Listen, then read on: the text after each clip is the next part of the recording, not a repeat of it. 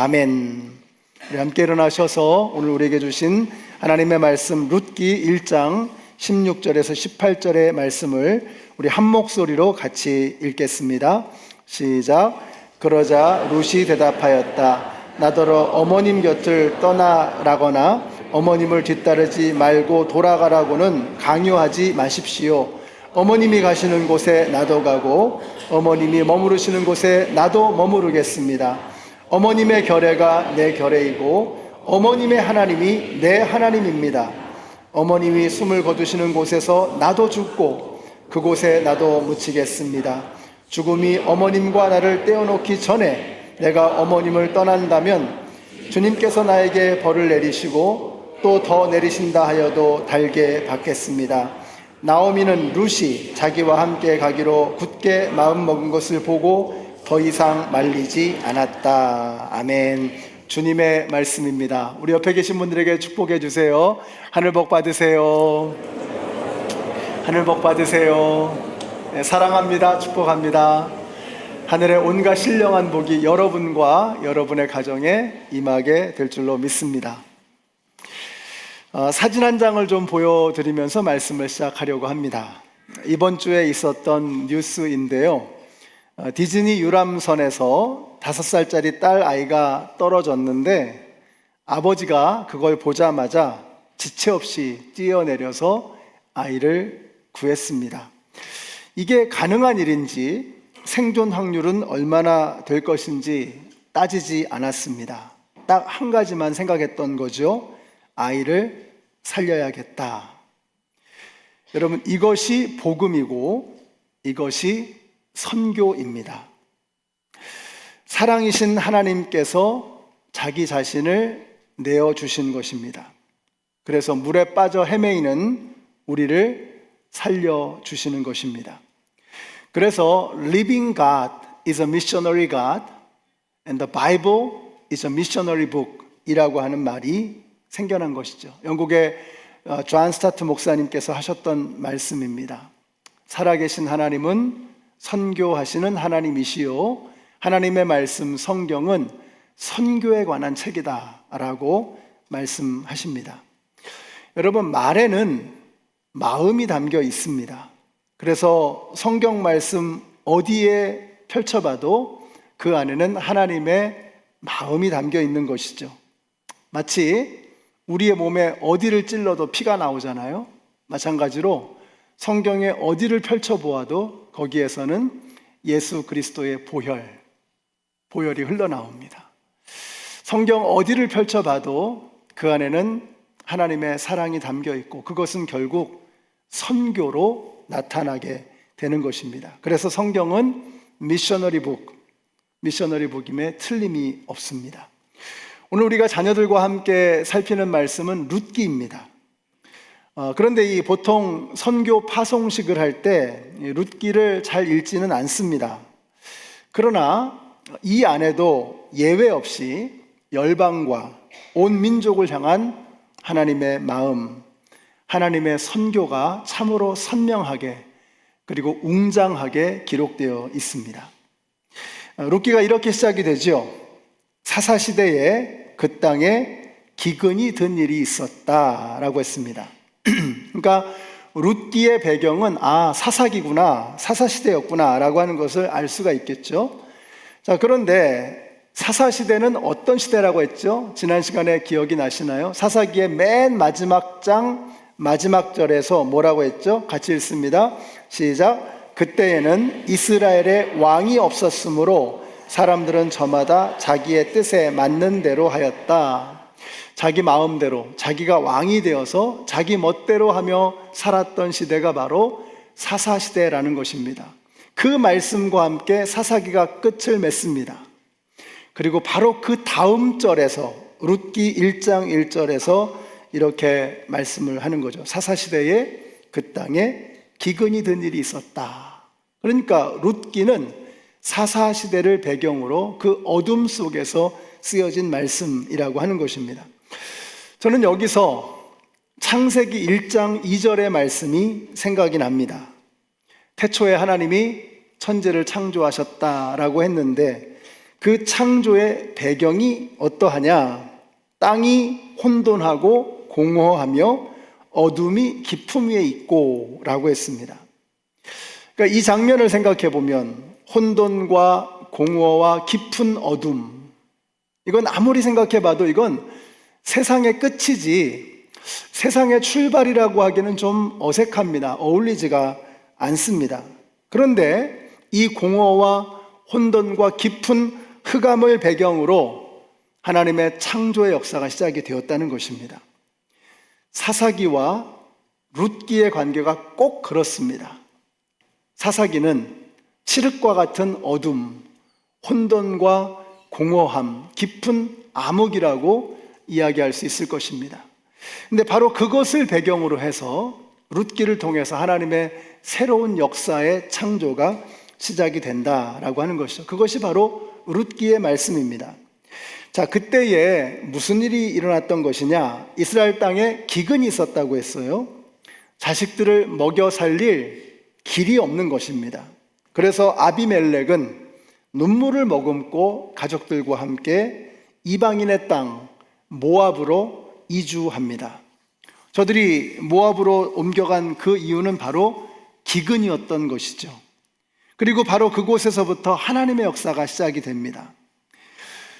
복음이 세상으로 처음 퍼져갈 때 바로 그런 일이 있었습니다. 예수님은 예루살렘과 온 유대와 사마리아와 땅끝까지 이르러 내 증인이 되리라 라고 하셨는데, 너희는 가서 모든 족속으로 제자를 삼고 아버지와 아들과 성령의 이름으로 세례를 주고 내가 너희에게 분부한 모든 것을 가르쳐 지키라고 했는데, 너희는 온 천하를 다니며 만민에게 복음을 증거하라고 명령하셨는데 어떠한 이유에서였는지 초대교회는, 처음에 성도들은 예루살렘을 벗어나려고 하지 않았습니다. 그때 스데반 집사님이 순교를 당하고 이루 말할 수 없는 핍박이 교회에 몰아닥쳤던 것입니다. 그러면서 성도들이 어쩔 수 없이 불가피하게 천지사방으로 뿔뿔이 흩어지고 말았습니다. 그러면서 복음이 예루살렘에서 유대로 사마리아로 온 세상 땅끝으로 퍼져 나갔던 것이죠. 이때 흩어진 성도들을 디아스포라라고 부릅니다. 디아스포라. 우리가 이번에 코스타리카 단기 선교 준비하면서도 훈련 받으면서 디아스포라에 대한 말씀을 배웠습니다.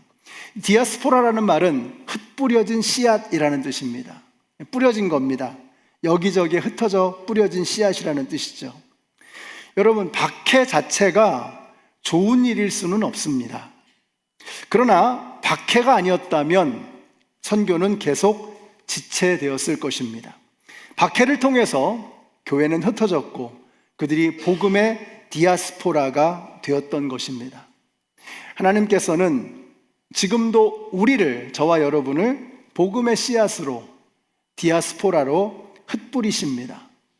저는 제 발로 미국에 왔는데요, 제 실력으로 증명을 해서 주재원으로 여기 왔는데요, 제가 열심히 공부해서 머리가 좋아서 학위를 받고 채용이 되었는데요, 다 맞는 말이죠.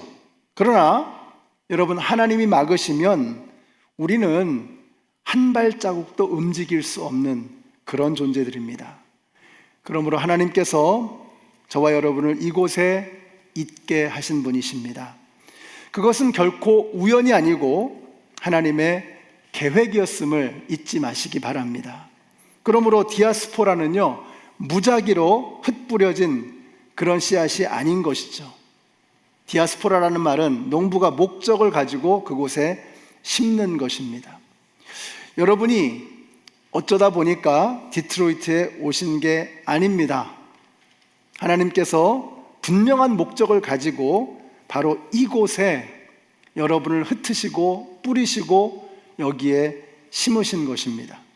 이번에 코스타에 다녀온 청년들, 그리고 우리 엘토브 모든 청년들, 그 보석 같은 청년의 때에 하나님께서 여러분을 이곳으로 보내신 그 의도를 발견하고 여러분의 인생의 분명한 목적과 방향을 알게 되시기를 축복합니다.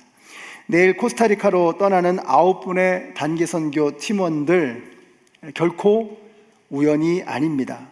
다른 사람이 아니고 여러분을 보내시는 이유, 그곳에서 다른 사람이 아니고 바로 그 사람들을 만나게 하시는 이유가 있는 것입니다. 의도적으로 하나님께서 디아스포라 하시는 것입니다. 그러므로 그곳에서 만나는 한 영혼이라도 우리 결코 소홀히 하지 마십시다. 그들 가운데 코스타리카를 일으킬 하나님의 사람들이 생겨나게 될 줄로 믿습니다. 사랑하는 디트로이트 연합장로교회 모든 가족 여러분, 이번 주에도 하나님께서는 여러분을 디트로이트의 구석구석으로 디아스포라 하실 것입니다. 거기에는 하나님의 선명한 목적이 있는 것입니다.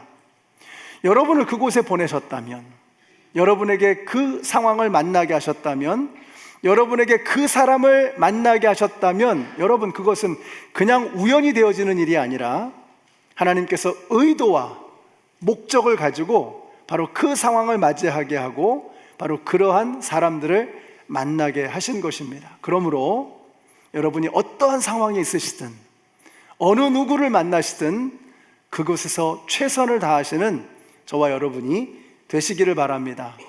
단기선교 팀원들은 코스타리카에 가서, 여러분은 여기 디트로이트에서, 이 자리가 바로 여러분의 선교의 자리요, 삶의 예배를 드리는 그런 현장이 되어야 할 줄로 믿습니다. 자, 모압에 도착했지만 그들의 삶은 결코 만만치 않았습니다. 남편 알리멜렉은 일찌감치 세상을 떠났고요, 눈에 넣어도 아프지 않을 기럨과 말론 두 아들은 아버지를 따라갔습니다. 이제 남은 것은 혼자 된 시어머니와 두 며느리 뿐이었습니다. 나오미의 설득에 오르반은 일찌감치 돌아갔지만 룻은 끝내 그 뜻을 굽히지 않습니다. 같이 읽겠습니다. 시작. 어머님이 가시는 곳에 나도 가고 어머님이 머무르시는 곳에 어머님의 하나님이 내 하나님입니다. 어머님이 숨을 거두시는 곳에서 나도 죽고 그곳에 나도 묻히겠습니다. 죽음이 어머님과 나를 떼어놓기 전에 내가 어머님을 떠난다면 주님께서 나에게 벌을 내리시고 또 더 내리신다 하여도 달게 받겠습니다. 여기서 중요한 것이 주님께서입니다.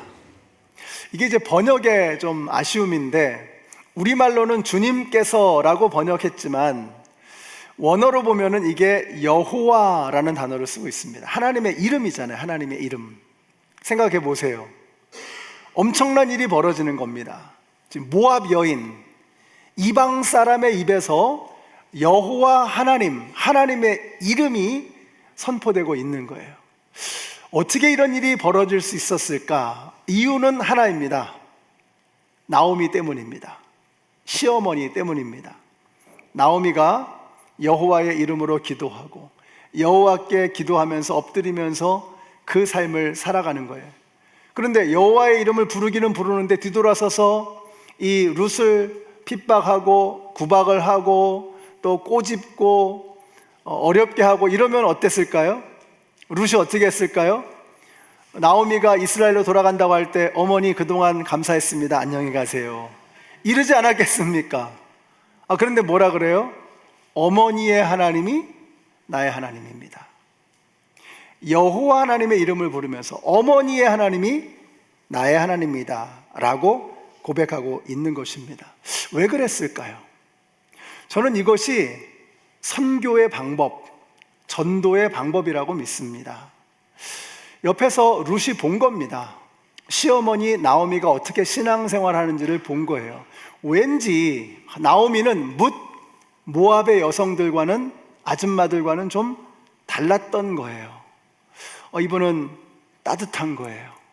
누가 슬퍼하면 함께 눈물 흘리고, 누가 기쁜 일 있으면 자기 일처럼 기뻐하고, 어려워도 콩 한 쪽이라도 함께 나누어 먹고, 정직하고 성실하고 신실하고 말이 가볍지 않고 가난한데 기품이 있는 것입니다. 삶이 참 피곤하고 어려운데 왠지 모를 활력이 넘치는 거예요. 나오미가 가는 곳에는 평화가 오는 거예요. 서로 다투다가도 나오미 때문에 서로 화해하고 이런 일들이 벌어지는 거예요. 그러니까 룻이 볼 때 나오미 우리 시어머니는 좀 다르다. 그래서 우리 시어머니가 믿는 하나님이라면 나도 그 하나님 믿고 싶어. 이렇게 되는 거죠. 그러니까 룻은요, 사실은 나오미를 따라간 것이라기보다는 나오미가 믿는 그 하나님을 놓치고 싶지 않았던 것입니다. 나오미가 이루는 가정, 엘리멜렉과 기럨과 말론과 오르바와 룻이 이루는 이 6명이 함께하는 이 가정은 뭔가 좀 달랐던 거예요. 비록 부자는 아니었습니다. 멀리서 타국에서 왔으니까 얼마나 삶이 척박했겠어요. 얼마나 힘든 고된 삶이었겠습니까? 그들이 무병장수하며 오래오래 잘 먹고 잘 살았던 가정이 아니었던 거예요.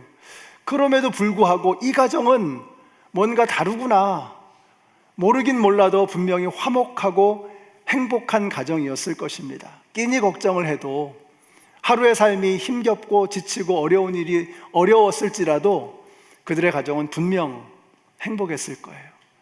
이런 생각이 드는 것입니다. 예수님의 말씀이 생각이 나는 거예요. 우리 예수님 뭐라고 말씀하셨어요? 새 계명을 너희에게 주노니 서로 사랑하라. 내가 너희를 사랑한 것처럼 너희도 서로 사랑하라. 너희가 서로 사랑하면 이로써 세상 모든 사람들이 너희가 내 제자인 줄 알리라. 너희가 싸우지 않고 화목하고 서로 사랑하면 믿지 않는 사람들이 너희가 나의 사람, 그리스도인이라고 하는 것을 믿지 않겠느냐, 알지 않겠느냐라고 말씀하셨던 거예요. 그러므로 사랑하는 성도 여러분, 우리 디트로이트 연합 장로교회가 나가서 전도한다 그러고 봉사한다 그러는데 교회에서 맨날 싸워요. 그러면 이 동네 사람들이 뭐라 그러겠습니까? 당신들이나 잘하세요 이러지 않겠어요? 우리가 여기서 화목하고 이 안에 들어오면 서로 함께 격려해주고 서로 지탱해주고 서로 용기를 북돋아주고 위로해주고 함께 아픔과 어려움을 함께 나누는 그런 공동체, 그런 사랑의 공동체가 되면 믿지 않는 사람들이 우리 교회를 바라보겠죠. 저들이 믿는 하나님을 나도 믿고 싶어. 이렇게 되는 거죠. 여러분, 이것이 바로 전도의 방법이고 이것이 바로 선교의 방법인 것입니다. 이번에 우리 코스타리카로 가는 9명의 우리 단기 선교 사역자들, 여러분들을 통해서 다른 어떤 대단한 거, 엄청난 거 우리가 뭘 할 수 있겠습니까? 그저 우리는 오병이어처럼 아무것도 아닌 존재들이에요. 근데 우리가 서로 화목하고 하나가 되고 어떻게든 하나님의 사랑을 전하기 위해서 협력하고 애를 쓰는 그런 모습을 보면 코스타리카의 많은 사람들이 저들이 믿는 하나님을 나도 믿고 싶어. 저들이 어떻게 여기까지 왔는가? 저들이 고백하는 그 하나님을 나도 고백하고 싶어 라고 하지 않겠습니까? 그런 모습으로 선교를 멋지게 감당해내시는 그런 우리 선교 팀원들이 되시기를 예수님의 이름으로 축원합니다. 그래서 룻이 고백하는 거예요. 어머니의 하나님이 나의 하나님이십니다. 여러분, 복음은 이렇게 흘러가는 것입니다. 이제 나오미는 룻과 함께 이스라엘 땅으로 돌아가게 됩니다. 살 길이 막막했습니다. 당장 끼니 걱정이 되는 거죠. 그래서 룻이 어떻게 해요? 같이 읽습니다. 시작. 그리하여 룻은 밭으로 나가서 곡식 거두는 일꾼들을 따라다니며 이삭을 주었다. 그가 간 곳은 우연히도 엘리멜렉과 집안간인 보아스의 밭이었다. 그때에 마침 보아스가 베들레헴 성읍에서 왔다. 제가 일부러 강조해서 읽었던 말씀들이 보이시죠? 성경에서 여러분 마침, 우연히라고 하면 여러분 긴장하셔야 된다 그랬어요. 결코 그냥 우연히 어쩌다 보니 이런 뜻이 아닙니다. 우리 편에서는 그렇죠. 우리가 피상적으로 표면적으로 겉에서 볼 때는 우연히 그냥 어쩌다 보니 이런 뜻이겠죠. 그러나 하나님 편에서는 의도적으로 필연적으로 하나님의 섭리 안에서 이런 뜻이 되는 것입니다. 지금 하나님께서 룻의 삶 속에, 보아스의 삶 속에, 나오미의 삶 속에 적극적으로 개입하고 있는 게 보이시죠? 하나님이 개입하시면서 그들의 삶이 놀랍도록 변화되기 시작하는 것입니다. 사랑하는 성도 여러분, 하나님이 개입하시면 끝나는 겁니다. 하나님이 우리의 가정에 개입하시면, 하나님이 우리의 자녀들의 삶에 개입하시면 그냥 되는 거예요. 아까 우리 리오 나왔잖아요.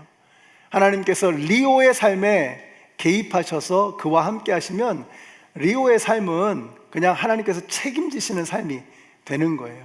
그래서 우리가 기도해야 합니다. 우리 정한 형제님이 아버지가 기도해야 되는 이유가 바로 거기에 있어요. 여러분이 우리 코스타리카 단기 선교팀을 파송하시는 거잖아요. 여러분이 보내시는 겁니다. 하나님께서 보내시지만 우리 KPCMD, 우리 교회에서 이 9명을 파송하시는 거예요. 그러면 여러분은 보내는 선교사로 함께 사역을 하시는 겁니다. 하나님께서 우리의 기도를 들으실 거예요. 그냥 보내놓고 끝나는 게 아니라 기도해 주셔야 합니다. 기도하시면 그때부터 하나님이 일하기 시작하십니다. 기도하기 전에는 나의 일이었지만 기도하고 나면 그때부터 하나님의 일이 되는 거예요. 하나님이 개입하시기 시작하는 거예요. 그러면 놀라운 일이 일어나기 시작하는 것입니다. 그래서 여러분, 이번 주에 그냥 한 끼는 그래도 금식하면서 기도하시면 좋겠어요. 우리 선교부의 한 집사님이 영어가 더 편하신 분인 것 같아요. 그래서 목사님 밥 안 먹고 기도하는 게 뭐죠? 그러시더라고요. 그래서 그 금식 기도요. 그랬더니 맞아요, 금식 기도요. 제가 확 가슴에 와닿더라고요. 금식 기도라는 게 밥을 안 먹고 기도하는 것이구나. 와닿는 거예요. 여러분, 금식 기도라는 게 뭐죠? 곡기를 끊고 기도하는 거잖아요. 다시 말하면 생명을 걸고 기도하는 것입니다. 가장 간절한 호소, 그게 금식 기도예요. 여러분이 이번 일주일 중에 한 끼 정도는 금식하실 수 있잖아요. 밥을 드시지 마시고 그 시간에 기도해 주세요. 그러면 하나님께서 강력하게 적극적으로 선교에 개입하시고 이 작은 9명의 오병이어들을 통해서 하나님의 놀라운 역사가 이번 주에 일어나게 될 줄로 믿습니다. 하나님의 계획하심 속에서 보아스는 기업 물을 자가 되었습니다. 히브리어는 고엘이라고 하죠. 예를 들면 이런 거죠. 누가 땅을 잃어버렸다면 가까운 친족 중에서 이걸 대신 갚아주고, 그리고 땅을 되찾아주는 사람, 그 사람이 바로 고엘, 기업 물을 자입니다. 또 자녀 없이 남편이 죽었다면 가까운 친족 중에서 기업 물을 자가 되어서 그 미망인과 결혼을 해주고 죽은 남편의 이름으로 아들을 낳아서 가문의 대가 끊어지지 않게 해주는 것, 이것이 기업 물을 자가 하는 것입니다. 이것은 남 좋은 일이 되는 것이기 때문에 다들 기피하는 일이죠.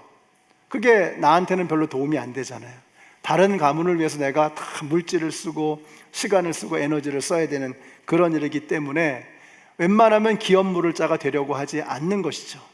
그런데 보아스가 기업 물을 자를 자처하는 것입니다. 그래서 이 보아스를 보면요, 예수님 생각이 나요. 우리를 위해서 자신이 고엘, 기업 물을 자가 되어 주셔서 자신을 희생해 주시고 우리의 모든 데트를, 우리의 모든 죄값을 다 치러주신, 그래서 십자가에서 죽으시면서 뭐라 그래요? 테텔레스타이, 내가 다 이루었다. 그 말은 다 갚았다.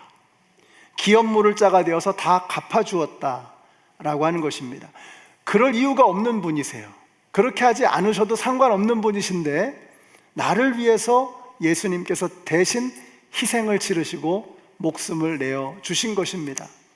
그래서 보아스를 보면 예수님의 향기가 느껴지는 거예요. 하나님의 적극적인 개입과 섭리 안에서 룻기가 이제 어떻게 마무리되는가 보시겠습니다. 한번 보시죠. 같이 읽겠습니다. 시작. 살몬은 보아스를 낳고 보아스는 오벳을 낳고 오벳은 이새를 낳고 이새는 다윗을 낳았다. 여기 살몬은 누구냐? 이 여호수아가 가나안에 2명의 정탐꾼을 파송하죠. 그때 2명의 정탐꾼 중에 하나가 살몬이었습니다. 그러니까 보아스가 참 훌륭한 아버지를 두고 있는 거죠. 자, 그런데 여기에 이 룻기에는 생략되어진 이름들이 있어요. 룻기가 이렇게 끝나는데 여기에는 괄호치고 생략되어진 이름이 있어요. 놀랍게도 신약 성경에 들어오면 마태복음 1장이 족보잖아요. 거기에는 아브라함으로부터 다윗에서 예수님에게로 이르는 족보가 나옵니다. 그 족보에 똑같은 내용이 나오는데 그 족보에는 생략되어진 이름들이 등장하는 거예요. 같이 읽어보실까요? 시작. 살몬은 라합에게서 보아스를 낳고, 보아스는 룻에게서 오벳을 낳고, 오벳은 이새를 낳고, 이새는 다윗 왕을 낳았다. 똑같죠. 그런데 라합에게서, 룻에게서, 이게 룻기에서는 생략되어 있지만 예수님의 족보를 이야기하는 마태복음에서는 라합이라고 하는 이름이, 룻이라고 하는 이름이 당당하게 기록이 되어져 있는 것입니다. 그런데 이 여인들은 어떤 여인들이죠? 공통점이 뭐죠? 라합과 이 룻은 이방인이었다는 것입니다. 라합은 가나안 사람이었고 룻은 모압 사람이었던 거예요. 그러니까 이 가나안 사람, 모압 사람이 예수님의 족보에 들어와 있는 것입니다. 참 놀랍습니다. 이 사람들은 이방인이었기 때문에 아예 기회 자체가 주어져 있지 않은 사람들이었어요. 그런데 이 이방인들이 당당히 다윗의 왕의 족보에 들어가는 것입니다. 메시아 예수 그리스도의 족보에 이 이방인들이 들어와 있는 거예요. 저는 이 족보를 보면서 이런 생각이 드는 거예요. 모든 민족과 열방을 향해 열려있는 하나님의 가슴, 두 팔을 넓게 벌리시고 이방인들을 다 끌어안으시는 그 예수님의 가슴이 느껴지는 것입니다. 그래서 예수님의 족보 안에 이방인들의 이름, 그것도 버려진 것 같은, 아무도 세상에서는 거들떠도 보지 않는 이 여인들의 이름을 너무나 찬란하게, 너무나 빛나게 이들의 이름을 기록하고 있는 것입니다. 사랑하는 성도 여러분, 하나님은 이스라엘만의 하나님이 아니십니다. 하나님이 왜 아브라함을 선택하셨죠? 아브라함 하나 잘 되라고 선택하신 게 아니죠. 땅의 모든 민족이 너로 말미암아 복을 받을 것이다. 출애굽 19장에서 왜 하나님께서 이스라엘 백성들을 선택하셨어요? 시내산에서 말씀하시는 거잖아요. 내가 왜 너희들을 선택했는 줄 알아? 너희들은 제사장 나라가 되고, 제사장 나라가 되라는 것입니다. 너희들이 궁극적인 목적이 아니라 나는 너희들을 통해서 온 열방과 민족을 살리기를 원해. 이것이 하나님의 마음이었던 거예요. 바로 그 이야기가 오늘 룻기에서도 똑같이 등장하고 있는 것입니다. 이방인들을 끌어안으시는 하나님, 살아계신 하나님은 선교하시는 하나님이시다. The living God is a missionary God, and the Bible is a missionary book. 성경, 하나님의 말씀은 선교에 관한 말씀이라고 우리에게 설명하고 있는 것입니다. 여러분, 이것이 바로 룻기에 나타난 하나님의 선교입니다. 이 놀라운 일에 뜬금없이 보아스와 나오미와 룻이 쓰임 받았던 거예요. 저는 이 말씀 묵상해 보면 너무너무 놀라운 거예요. 여러분, 보아스가, 룻이, 나오미가 이렇게 자기의 이름이 성경에 기록되리라고 상상이나 했겠습니까? 자기들이 다윗의 족보에, 예수님의 족보에 들어가리라고 상상이나 했겠습니까? 그런데 이 사람들이 다윗 왕족의 족보에 들어가고 예수님의 족보에 들어가는 거예요. 놀랍지 않습니까? 보아스를 한번 생각해 보세요. 보아스는 그냥 자기의 이름이 성경에 기록되기 위해서 착한 일을 했던 게 아니잖아요. 그냥 모든 것을 가지고 있었던 동네 최고의 유지 아니었습니까? 근데 아무것도 가지고 있지 않은 이방에서 이사온 룻이라고 하는 그 여인에게 긍휼을 베풀어주고 사랑을 베풀어주고 은혜를 베풀어줍니다. 그를 위해서 기업물을 짜가 되어줍니다.